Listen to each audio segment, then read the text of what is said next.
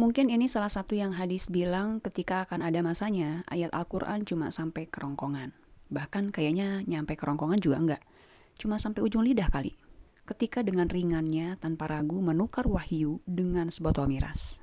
Inilah kalau Al-Quran cuma dihafal, tidak dikaji, tidak digali maknanya, tidak dipelajari, dan tidak diamalkan dalam kehidupan.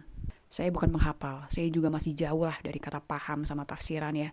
Tapi kok sakit ya liatnya. Dan ini jadi refleksi kita semua sih, bahwa ketika kita mungkin saat ini menginginkan diri kita atau anak-anak kita hafal Al-Quran, tolong jangan cuma berhenti di hafalan aja. Orang-orang yang selamat itu bukan orang yang hanya hafal Al-Quran, tapi dia yang mengkajinya sampai mengamalkannya. Makanya dulu kan sahabat itu ibaratnya tidak lanjut ke ayat berikutnya hingga benar-benar ayat sebelumnya tuh dipahami dan diamalkan. Karena kalau betul-betul diamalkan, berarti itu tandanya ayat Al-Quran sudah sampai ke relung hati. Gak cuma sampai ke rongkongan aja, gak cuma sampai lidah doang, tapi tubuh kita, tangan kita, gerak tubuh kita, respon kita adalah wujud-wujud dari ayat Al-Quran. Jadi buat siapapun kalian yang sedang menghafal, yang sudah menghafal sebagian atau seluruh isi Al-Quran dengan sangat baik, jagalah, kajilah, pelajarilah, amalkanlah. Pondasi iman itu bukan hafalan Quran, tapi tauhid dulu, akidah. Bagaimana kita memandang Al-Quran sebagai hadiah terbaik, obat terbaik, solusi hidup terbaik dari Allah.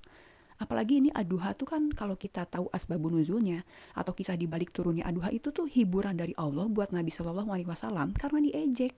Allah tuh menjanjikan bahwa Allah itu nggak pernah membenci beliau, apalagi ninggalin. Yang dimana itu juga berlaku buat kita. Allah nggak pernah ninggalin kita, nggak pernah benci sama personal kita. Kita yang ngejauhin Allah. Allah mah nggak kemana-mana. Maha sabar nungguin kita balik lagi ke jalannya. Ayat mana sih yang nggak powerful buat hidup kita? Kita masing-masing punya ayat favorit yang itu relate banget sama kehidupan kita. Tolong dijaga, jangan mudah ditukar dengan hal yang udah jelas nggak bener. Meskipun kalian cuma hafal satu ayat, cuma tahu Bismillahirrohmanirrohim doang ibaratnya gitu ya. Tolong dijaga. Karena nanti Allah yang bakal jagain kita.